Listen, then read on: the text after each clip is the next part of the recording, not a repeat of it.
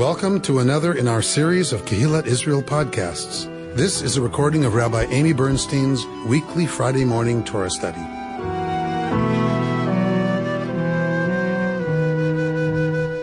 This morning we're in Parashat Pekudei from the book of Exodus. We're finishing the book of Exodus this week. And so we're going to begin at chapter 40, the last third of the Parsha. And so if someone would please begin at chapter 40, verse 1. And the Lord spoke to Moses, saying, On the first day of the first month you shall set up the tabernacle of the tent of meeting. Place the ark of the pact and screen off the ark with the curtain. Bring in the table and lay out its due setting. Bring in the lampstand and light its lamps, and place the gold altar of incense before the ark of the pact. Then put up the screen for the entrance of the tabernacle. Go on. You shall place the altar of burnt offering before the entrance of the tabernacle of the tent of meeting. Place the laver between the tent of meeting and the altar and put water in it. Set up the enclosure round about and put in place the screen for the gate of enclosure. Go on. You shall take the anointing oil and anoint the tabernacle and all that is in it to consecrate it and all its furnishings so that it shall be holy. Then anoint the altar of burnt offering and all its utensils to consecrate the altar so that the altar shall be most holy, and anoint the laver and its stand to consecrate it. Go on. You shall bring Aaron and his sons forward to the entrance of the tent of meeting and wash them with water.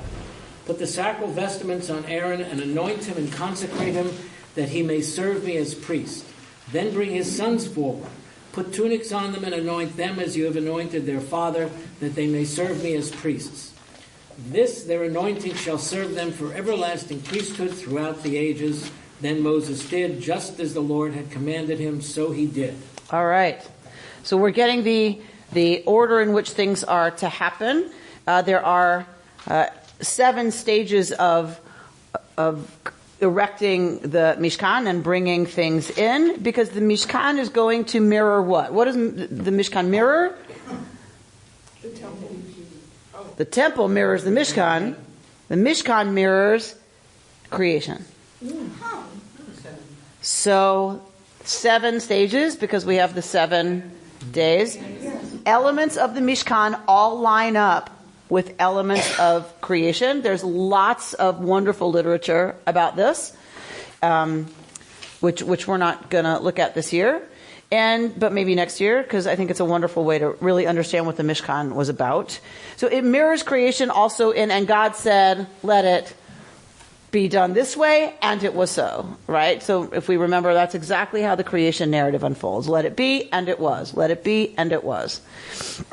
So this is definitely for the Israelites. It's 2 things. It's a mirroring of creation, so it's a microcosm. It's a model of creation. And also, it is a portable Sinai. They're not going to stay at Sinai. They have work to do, right? They have a society to build in the Promised Land, in the Holy Land, reflective of the values and teachings that they just received at Sinai. But they're not supposed to stay there and contemplate that and just hang out with God at the mountain. That's not Jewish. You don't hang out with God at the mountain. You visit there. But you got work to do, right? There's stuff to take care of. There's a society to build. There are poor people, like, to make sure get fed. There's stuff to do. And so, but how do they keep that sense of their connection to that Sinaitic moment? They take this portable Sinai with them as they schlep through the desert and bring it into the Promised Land with them. So elements of Sinai, we're going to see in just a minute, are going to be made manifest at the Mishkan, at the portable Sinai. I went to a lecture, an archaeological lecture at the University of Judaism last week, and it was on the Bedouins. And the man made a parallel between the tabernacle and everything that the Bedouins do. How it's built is exactly the way the Bedouins build their tents, same wood, with the goat's hair on the top to stop the water from running in. And a lot of the rituals that were taken with the Israelites come from the Bedouins, apparently. Well, probably they emerged at the same time. I mean, they're the same. They come out of the same ancient Near Eastern, semi-nomadic, pastoralist experience. Yes, because Moses was married to the daughter of a So I don't want to mix too much terminology, so I'm not saying it's wrong. Who are the Bedouins exactly? From where do they descend? All of this is mythology. Yeah. That Moses is married to Tzipporah, who's Midianite. Are the Bedouins Midianites? This is all midrash. This is all sacred mythology. So it's not unimportant that we have these old stories. But Midianite, Bedouin, it's all the same culture. It's all that ancient Near Eastern, semi-nomadic pastoralist culture. Yeah, doesn't that make it more comfortable to know that there is a basis, that the Israelites didn't just sort of emerge from nothing? To me, it's much more much. It gains significance knowing that it has a Bedouin context. The Israelites emerged out of Canaanites. They were Canaanite. So somebody pushes in with influence that shifts that culture. That if you look archaeologically at the material finds in Israel, there's no evidence that another culture came in and imposed itself on Canaan. There's no evidence for that. The evidence all supports that Israelite culture grew out of Canaanite culture. So one of the other things, I hear you and I believe you, was that there were 3 migrations into Canaan. That the one from Egypt was just one of them. That there were 3 different movements across the desert into Canaan. Have you ever heard that? Yeah, because it was normal. If you remember, the great kingdoms of the ancient world, the great kingdoms of the ancient Near East were this business up here in the north. Once again, you are exposed to my extraordinary artistic talent. Up here is Mesopotamia, right? Here's the ocean. Here's Israel. Isn't it beautiful? And then here's what? Egypt. What happened was that there was constant back and forth between the great empires. Who's on the way? Israel. So both as an opportunity for Israel to be exposed to lots of different cultures, but also it often meant that Israel got schmeiced. When you have a war and you want control of this pathway and you want control of the ports, Israel got schmeiced. Israel was an independent, united kingdom for how long? Not very. 100 years. 100 years. We talk about it as if it were one of the empires of the ancient world. It was not. And so it got invaded this way from the sea. The Thank you. The Philistines, right, came in from the sea. That was a big problem for David, right? And this was a major trade route and spice route. Therefore, it was always so that there were, and when there was famine, right, all populations move around significantly. And that there were 3 major, migrations would not at all surprise me, because it was happening all the time. As resources shifted, people shifted. And if people shift, they all had to shift. Because if you shift, you're shifting into where somebody else lives. So if you shift into where somebody else lives, they have to go somewhere. And they have to beat somebody up and take their house. And then those people have to go beat somebody up and take their, right? And this causes major chaos in the region often.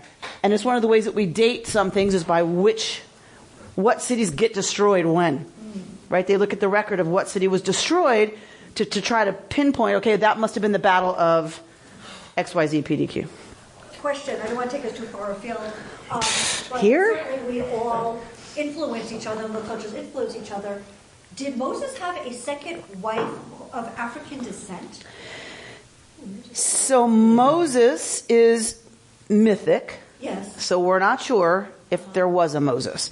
In the story, the way Torah tells the story, Moses had, yes, another wife who was described in the Torah as Cushi, a Cushite. So there's lots of discussion about what does Cushite What does Cushite mean. So I will be happy at some point when we're studying Moshe. Remind me that I will take us into what's a Cushite. Okay. And there's an argument about the translation about whether I am black but beautiful, or black and beautiful, or dark, or so people look at black and say African. That Cushite is African. Other folks want to say it's a dark skin tone, like many people in the ancient Near East. Is that where the 60s, 70s phrase came from? Oh, black is beautiful? I do not know. I do not know. Possibly. All right. Where are we?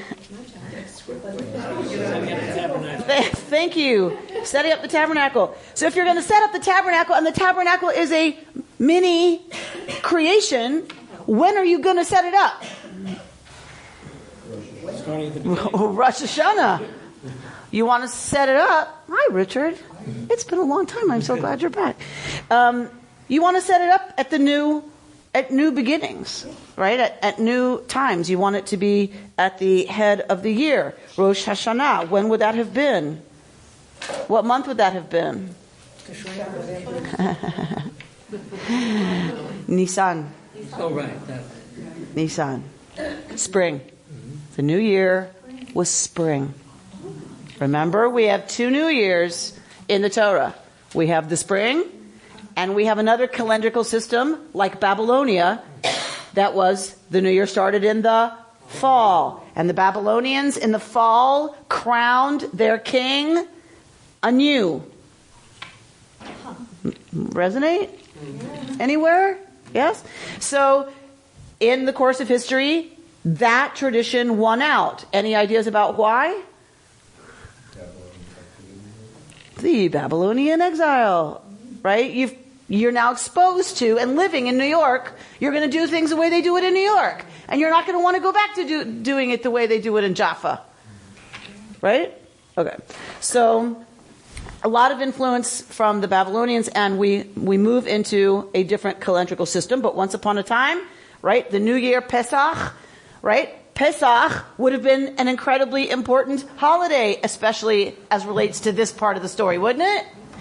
Because they wouldn't be where they are without Pesach, right? That whole story of how they got to Sinai was, right, the story of the liberation. Okay, so Bert, you want to pick back up? In the first month, in the first month of the second year, on the first of the month, the tabernacle was set up. Moses set up the tabernacle, placing its sockets, setting up its planks, inserting its bars, and erecting its posts. He spread the tent over the tabernacle, placing the covering of the tent on top of it, just as the Lord had commanded Moses. He took the pact and placed it in the ark.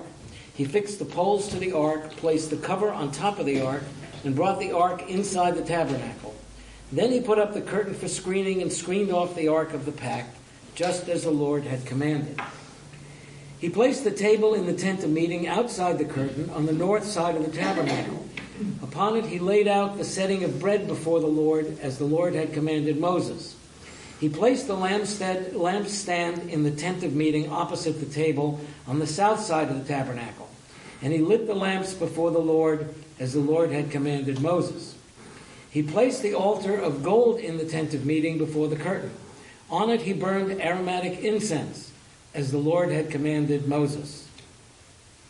Go on. Then he put up the screen for the entrance of the tabernacle. At the entrance of the tabernacle of the tent of meeting, he placed the altar of burnt offering. On it he offered up the burnt offering and the grain offering, as the Lord had commanded Moses. He placed the laver between the tent of meeting and the altar and put water in it for washing. From it, Moses and Aaron and his sons would wash their hands and feet. They washed when they entered the tent of meeting and when they approached the altar, as the Lord had commanded Moses. And he set up the enclosure around the tabernacle and the altar and put up the screen for the gate of the enclosure. Without looking at your book and without counting, how many times did as Yud-Heh-Vav-Heh commanded Moses appear? 7. 7, of course, right? So the echoes, right, are very, very purposeful. It's very on purpose that this literary right, style that is tying the Mishkan to creation. So now we've got all the components, we've got everything ready. Here comes the climax of the book of Exodus. Here comes the climax of the entire story from creation. The point of creation in the Jewish story is what's about to happen right now. That's the point. People who want to look to Genesis as a text explaining, thinking that it's about the world coming into being are wrong. Genesis is the backdrop. Genesis is the setting. You gotta have a stage, and you gotta have curtains, and you gotta have a set, and you gotta have costumes, or you don't have a show. If you're going to have the Exodus, if you're going to have the narrative of how this people becomes a people and what its responsibilities to each other and the world are, how it is we're supposed to contribute to making the world a better place, then you got to set the scene for that. That's Genesis. That's the creation narrative. The point of the creation narrative is to have this replica of creation. It's not unrelated. I don't want to overstate the case, but the focus is on this mirror of creation that the Israelites will take with them, but it ain't nothing but an empty tent with a bunch of furniture in it, unless and until what? The cloud. Because what is the cloud? God's intensified presence.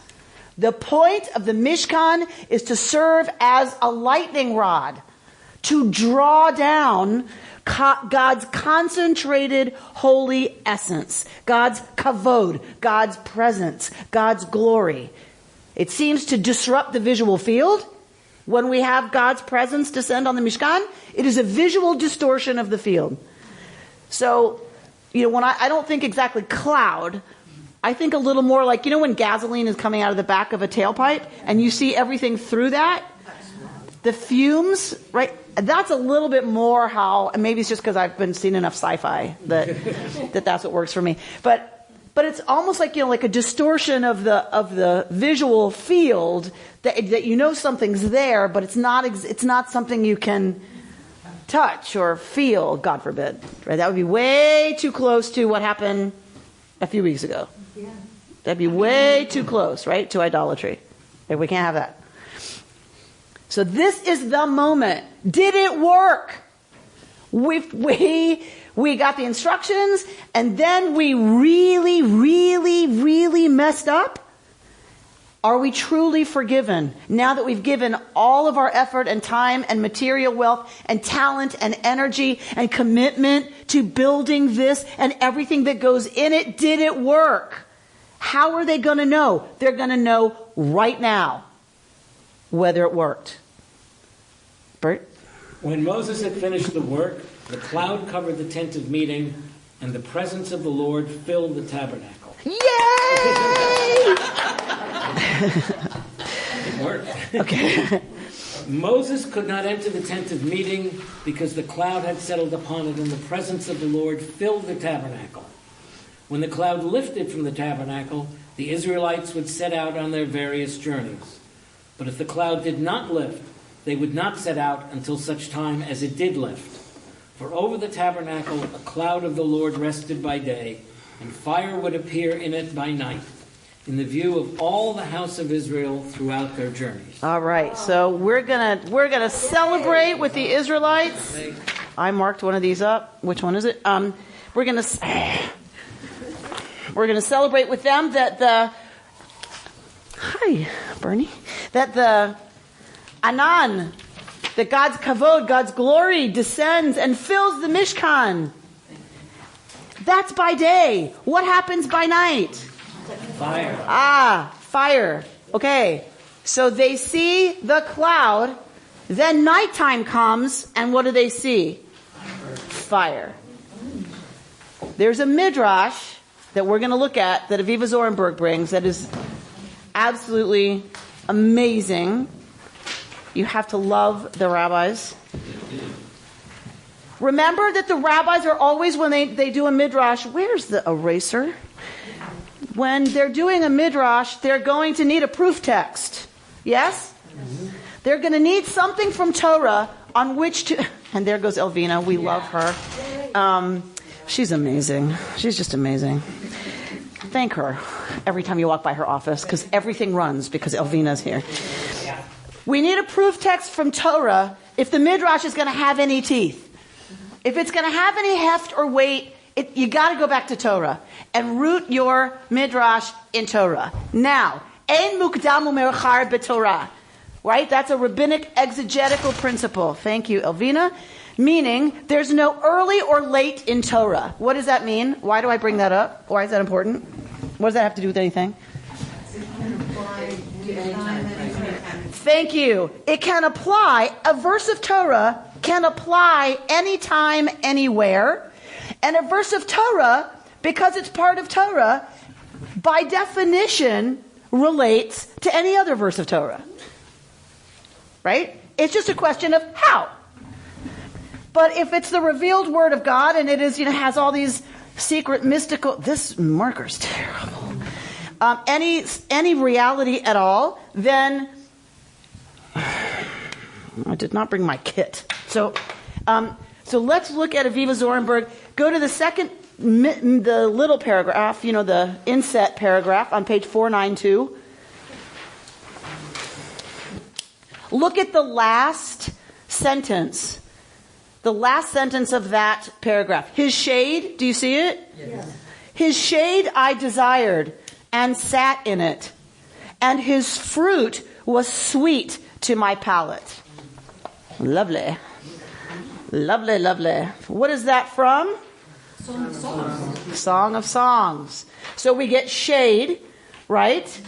And we get desire. Song of Songs is all about desire, right? It is erotic love poetry that Rabbi Akiva argues needs to be part of the canon, because it's talking, of course, about God and Israel. Right? It's a metaphor for God and Israel. Right? It was very descriptive, erotic poetry. His shade I desired and sat in it, and his fruit was sweet to my palate. It is very graphic. And it is very much about intimacy, right, and desire. I won't bother writing it because we'll just look at it here. So this is the line of Torah that the rabbis bring as a proof text for the midrash they're about to give us. That midrash says, the cloud descended, right? Then at night it became fire. The people, according to this midrash, think the Mishkan has been consumed by flame. They rejoice that the cloud fills the Mishkan. Night comes, there's fire, and they think, uh-oh, right? We weren't really forgiven. It's not really real. It's not really true. It's gone. It's all gone. Everything we've worked so hard for, and we had this moment of consummation that God was intimately present with us, and now it's gone. And then what happens in the morning? There's cloud. And that's what we're going to look at. This midrash it's from Haggadah. The first word eludes me. For over the Mishkan, a cloud of God rested by day, and fire would appear in it by night. When the Israelites saw the pillar of cloud resting on the Mishkan, they rejoiced, saying, now God has been reconciled with us. But when night came, the pillar of fire descended and surrounded the Mishkan. Everyone saw it as one flame of fire and began to sorrow and weep, saying, woe to us, for nothing we have labored. In Hebrew, literally, for emptiness have we labored. Which we could talk about, couldn't we? After these last few weeks. All our great work has been burnt up in a moment. They rose early next morning and saw the pillar of cloud encompassing the Mishkan. Immediately they rejoiced with an inordinate joy, saying, this is testimony to the world, that if they wanted to make such a thing, they could not. Why? Because of God's great love for Israel. That is why it says, his shade I desired and sat in it, and his fruit was sweet to my palate. So a couple of things that Aviva Zornberg's going to lift up for us by bringing this midrash. One is their experience of joy after thinking the entire thing was consumed in flame was an inordinate joy. Before, they were just happy. After they thought the whole thing was destroyed, there was an inordinate joy. There's a different joy that we experience when the whole thing is threatened. Ask anybody who's gone for a biopsy. Ask anybody who's gone for a biopsy. You love life, you love your family, you love your friends, you love your place in the world. And then you get the diagnosis that they have found something. Then what happens? You spend the next however long imagining that it's all over, that it's done, that it's all going to be taken away. And then you get the news after agonizing after the biopsy and agonizing waiting for test results that it's clear. That's an inordinate joy with which one greets one's loved ones after that phone call, after that medical visit. There is a different kind of happiness, of satisfaction, of celebration when it's all been so close to being gone. That is what Aviva Zornberg brings us from the rabbis, which I think is a fantastic point, that sometimes there is a different way that we relate to everything we're given only in the shadow of thinking that we've lost it.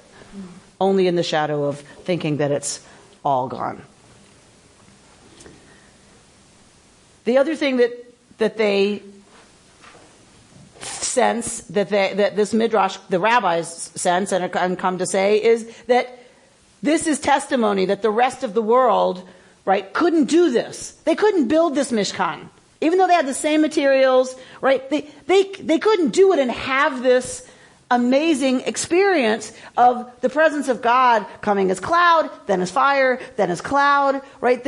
It was something about the special love between God and Israel that allows for this to happen. What's fascinating for me, and I think for Zornberg, is that special love comes after what? The golden calf.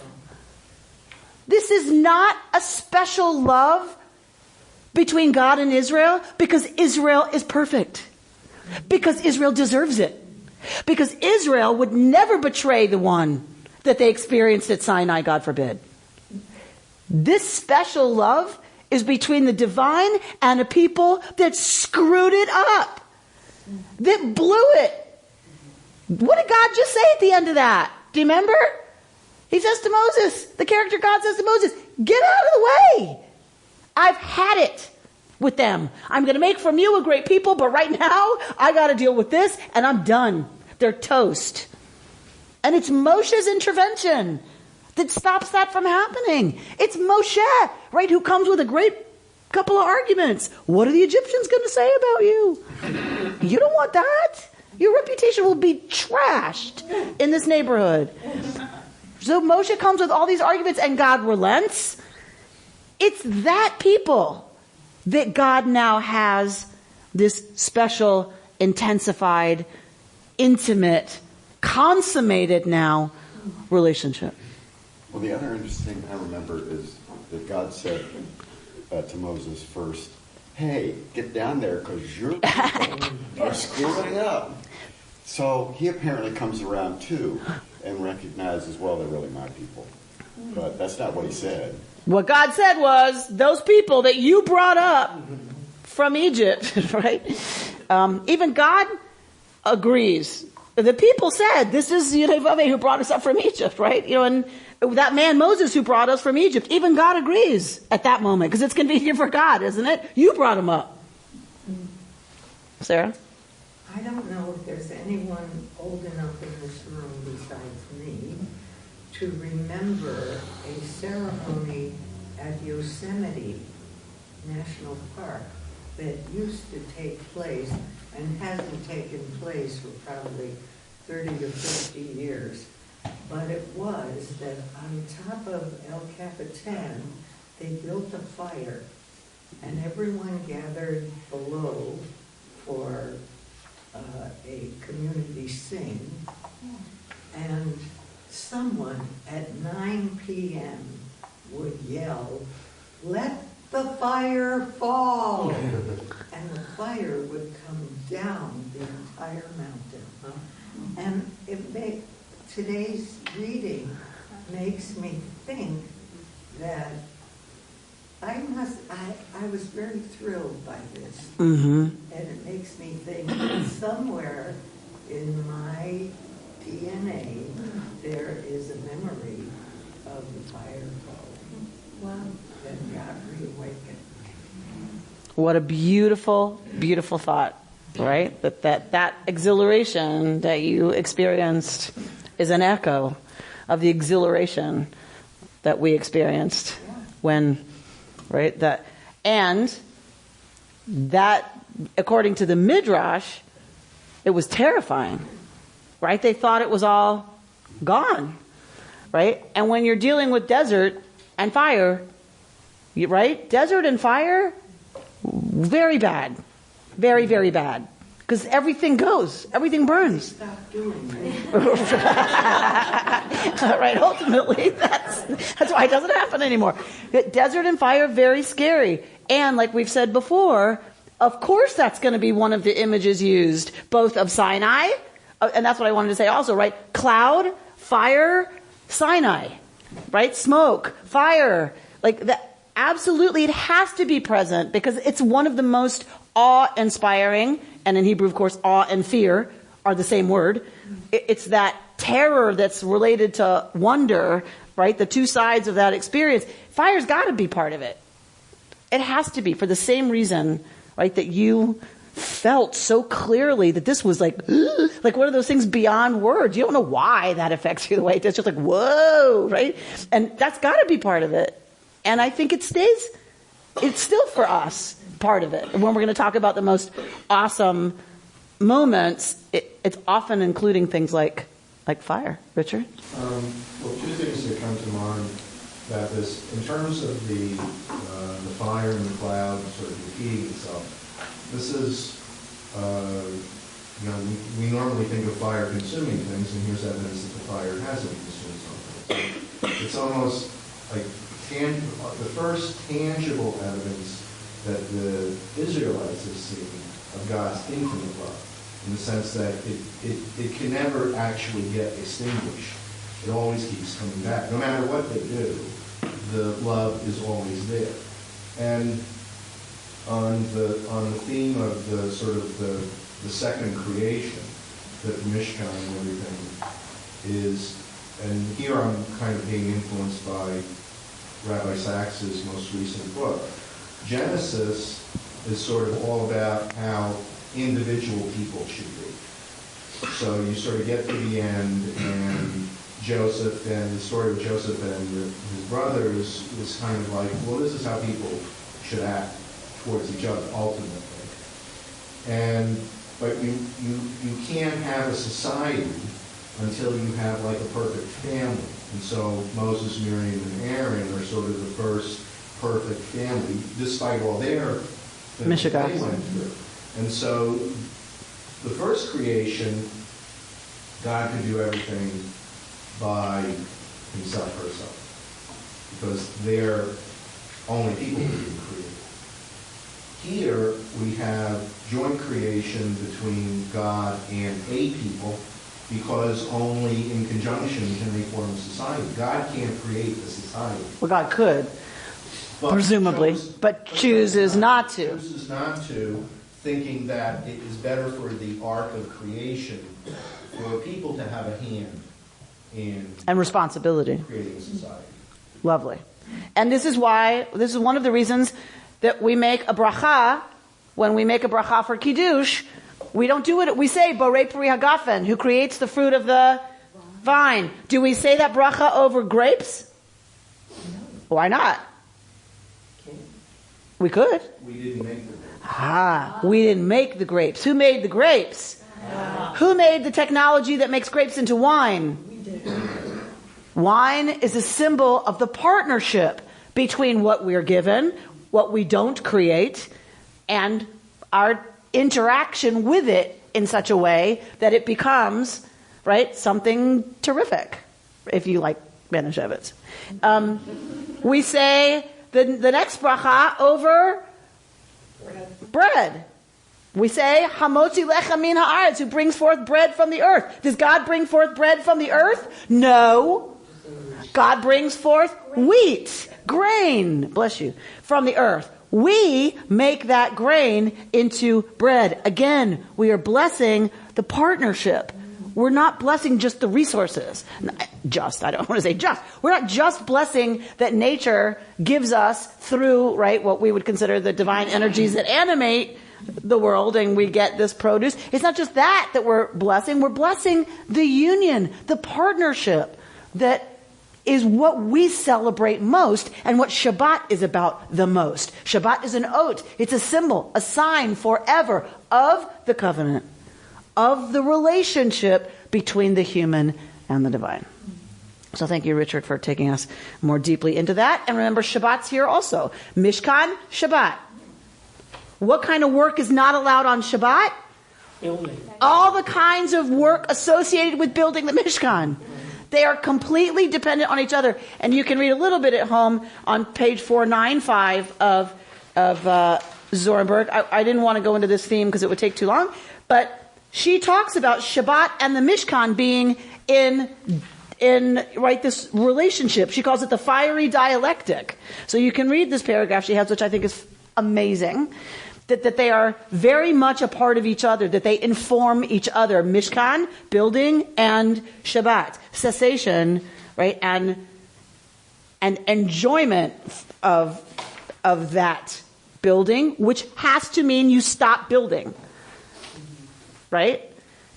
So one more thing I want to lift up from Richard, which is, you said this is the first time we've seen fire be present and not consume. Ha ha.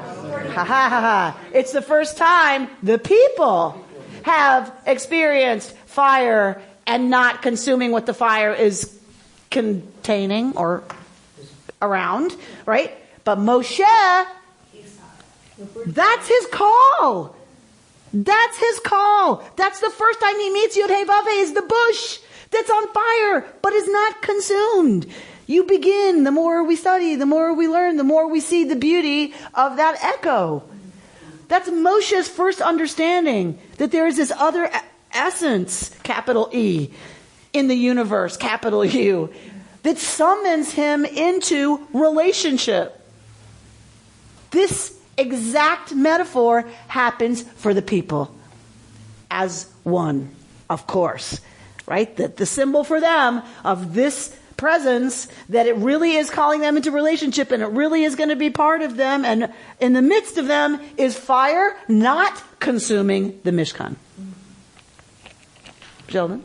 Following up Sarah's comment, I remember the fire fall in Yosemite.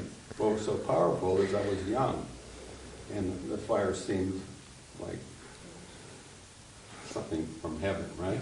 And I'm wondering here if the next generation is more affected by the fire, the young people who see it. Interesting. Burning Man. Right? That the next generation, the one who are more impacted by that. Yeah. And we know that they're the ones who are actually going to make it into the land. We know that the adults who witness this don't. They never get it.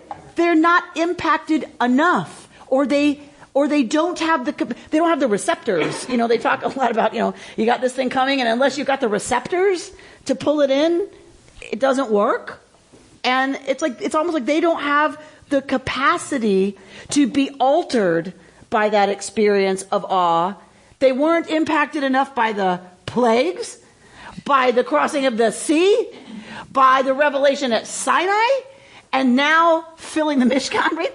It just seems they don't have the capacity to be altered enough to do what's being asked, which is to step out of a certain way of looking at things and enter into a different way of seeing through a different lens. And that lens, of course, is Torah.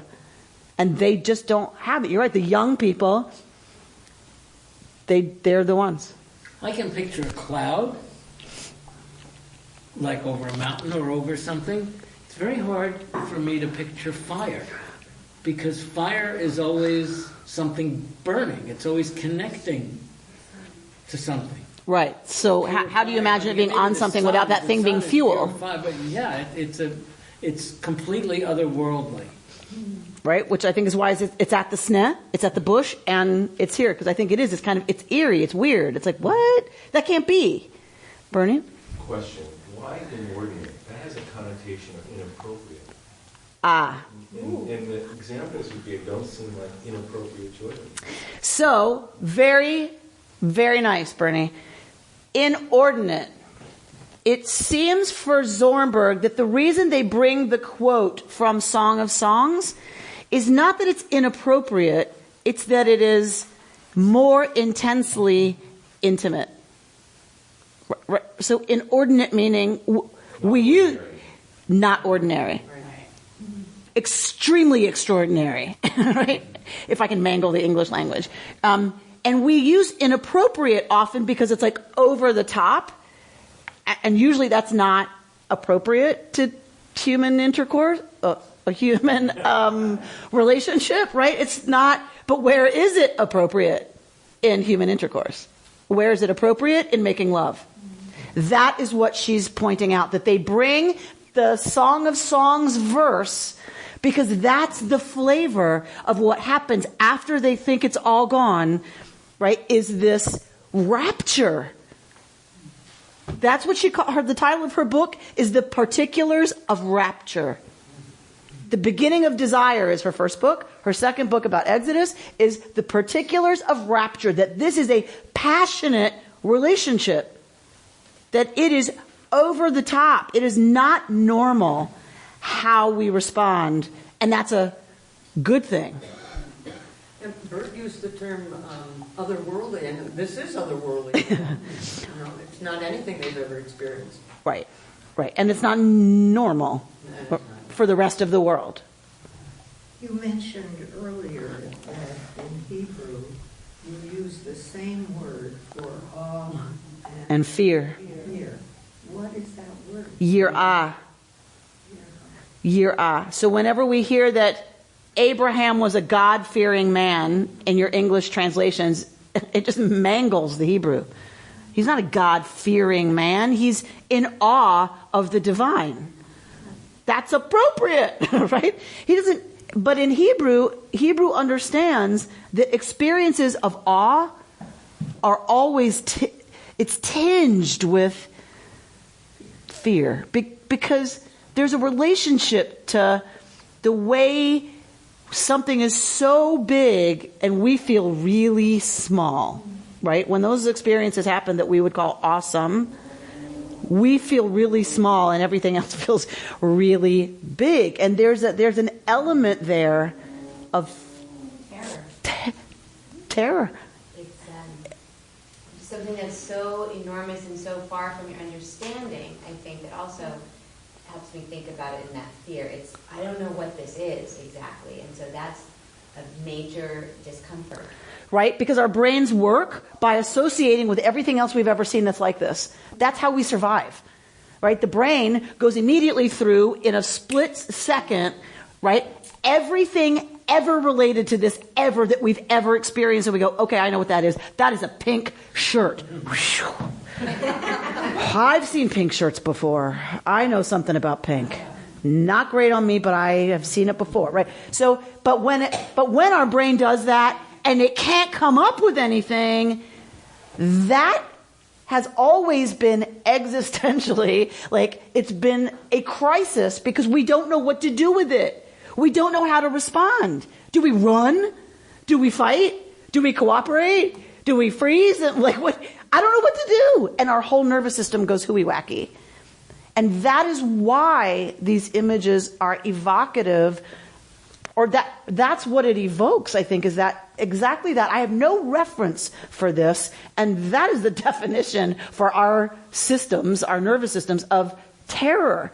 And a lot of times people want to talk me out of that it's fear, right? That awe isn't related to fear. And I just, I've stopped arguing. I'm like, okay, if you don't want to relate it to fear, that's fine. Like that Hebrew kind of got it wrong, fine. But I'm not going to argue. I don't see the negative connotation of the fear that comes with an awesome experience. I don't see that as negative. Fear and terror are very real experiences for us, and they're not always negative, which is odd to say. But I think that's true, that there are times where it's appropriate to feel small, right? I can remember we were in the desert when I was living in Israel. We were in the deep desert, and we were told to go and find a place where we couldn't see or hear anybody else. And we were to take some time to meditate, and then we were to journal. And I had a profound experience of awe and terror that if I were to fall, and none of those people were there, my bones would be lying right next to that ibex, and I would be no different. I was no different than some lizard, right, that desiccated in the sun. There was no difference. I was that small and that irrelevant to the universe. That was terrifying and enlightening and empowering and a serious, important corrective to how, this is what I mean about, that was a terrifying, fearful experience, and yet it was so liberating, because the next time I got all over, oh my God, did I pick the right color pink? Oh my God, what if she doesn't like it? Right? It's like, really? Really, ibex? Really? Lizard? Really? Is it really that important in the scheme of the universe whether or not you chose the right blouse, whatever that means? So that's why I just am not ready to separate, right? Or make fear bad. Yeah. The Baal Shem Tov talks about fear and awe. And it's a really interesting distinction and connection. That fear is extremely personal. Will I survive? You're all up in it, and awe, virtually none of you is in it. And I think about, talk about parenting a lot because I love it, is that when you want to find out if you're pregnant, you have a little bit of fear, but when you see the beating heartbeat on the first ultrasound, you have awe. And they are like one. Fear is a mere crumb of the cookie of awe. And because when you see that beating heart, if anyone's ever seen an ultrasound at 6 weeks, when you see that beating heart, there's none of you there. There's sheer experience. And yet, if a meteor falls in front of your car, 100% of you is there and all involved with, will I survive? Nice. Very nice. Paula? What you were talking about, being in the desert and starving and dying, seems to me, and I can't make the connections and I don't know how to explain it, but it seems there's a lot of relevancy to what you're saying about aging and getting older. And I sort of thought, well, this should be a class in the series on aging. And the Wise Aging series? Fear and awe.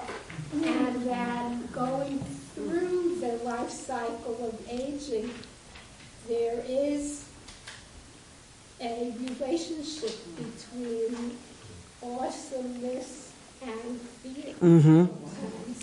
And certainly as one starts to contemplate one's own end, right there. I mean, I'm not saying that's just about aging. I'm just saying in general, as we really move towards my life will end, there's definitely a conversation there about fear and awe, right? So this has a lot of relevance in what you're saying. So I'm going to close with her if you look at page 493 of Zornberg, go down to the next little indented paragraph that you see, this apple tree, right? She's going to lift up the fact that this apple tree, everyone flees from it in the Chamsin, right? When there's a hot, dry, sand-filled desert awfulness, if you've ever been in a Chamsin, it is awful because it has no shade. So all the nations fled from God when God gave them the Torah, but I desired God's shade and sat in it. So another midrash, this is so Jewish. One says, I desire his shade and I like the fruit and it's lovely and, and then on the very same page, there's a midrash that says, the apple tree, when there's a Chamsin, everyone runs the other way. Because there's no shade in an apple tree. There's no protection. So how does that verse make sense? The rabbis say, it's because we're Israel. Israel desires the shade that everyone else runs from. Do you remember the midrash where God goes to give Torah to all the other nations of the earth? And they all say, wait, let's hear what's in it. And then but what did the Israelites say? Na'aseh v'nishma. We will do it, and then we'll hear it. We agree? We agree. Now, tell us what it is we're agreeing to, right? And that is their great beauty and their great, right? The reward is Torah and how lovely. And so that's what it means is that there was a special ta'am, there's a special taste that Israel has, right, for this that no one else had. But do you remember? There's another midrash. One is that God went to all the peoples of the earth and tried to give them the Torah, and they wouldn't. And then God said, Na'aseh v'nishma, lovely. What's the midrash on the very same page about how Israel got Torah? Do you remember? God takes the mountain and puts it over the heads of the people and says, would you like to accept my Torah? That's the shade also. Says Zornberg. Turn your paper over to 494. That's the shade. The midrash in which God holds the mountain over the people's head like a barrel. If you accept my Torah, good. If not, here shall be your grave. That is, the coercive aspect of Sinai is ironically described as protective shade, a perspective that the nations understandably find difficult. Right? The flip side of we're the ones who wanted the shade is we're a little... Wait, so the Israelites were the last chance for God? In a sense? In the first midrash, we're the last chance for God. And we came through. Everyone else said no. And we came through. But in another midrash, we may be the first choice, but it's coercive, right? It's a coercive. Unaccountably, however, the Israelites are drawn to the imagination of Sinai, which to them offers substantial shade and sweet fruit. Like Bitzalel in the shadow of God. They sense an affinity, an unmediated and congenial reality that initiates an apprenticeship. Isn't that lovely? Isn't that lovely? This idiosyncratic taste for the apple tree, the sense that they will know how to use the hints, almost impalpable, of what Sinai suggests, emerges as a kind of gourmet sensibility. That someone else just sees a snail, but the French see escargot. Right? His fruit was sweet to my palate, said Rabbi Isaac. These were the 12 months of the Israelites that they spent facing Mount Sinai, sweetening themselves with the words of Torah. For what is the meaning of his fruit was sweet to my palate? To my palate it was sweet, but to the palate of the nations it was bitter as gall. The effect of the 12 months facing Sinai is an educated palate. The sweetness of the Torah is not accessible to the uninformed palate. Any one of us could attest to that, yes? Someone hands you this and says, read it. Live your life by it. Really? Right? Most of us would go, not so much. We have to have an informed and educated palate to develop a taste for how this is sweet how Torah comes to be nourishing, right? And something we desire and show up for on Friday again and again and again. I want one more point, and then I promise I'll close. Only those, I love this, only those who have experienced all the fiery vicissitudes of Sinai, of the golden calf, and the Mishkan will develop a connoisseur pleasure. Perhaps even an arcane delight in an enriched consciousness. The sweet fruit of Sinai ultimately represents a people sweetened, seasoned, pacified to a new self-awareness. It's not possible without Sinai, the calf, and the Mishkan. You need all three. You need the incredible experience of Sinai, the initiation, the hope, the courtship, the first kiss. And then you need the betrayal of all of that, because we get scared and nervous and impatient and start grabbing and reaching for what we know. And then the consummation after all of the effort that goes into trying to fix it. And both parties being willing to try again and building something beautiful to house and represent and point to that. And then God filling us. You need all of those to be sweetened, to be seasoned, to be pacified to a new self-awareness. May it be. Shabbat Shalom. You've been listening to Rabbi Amy Bernstein's Friday morning Torah study from Kehillat Israel in Pacific Palisades, California. For more information, go to our website, www.ourki.org.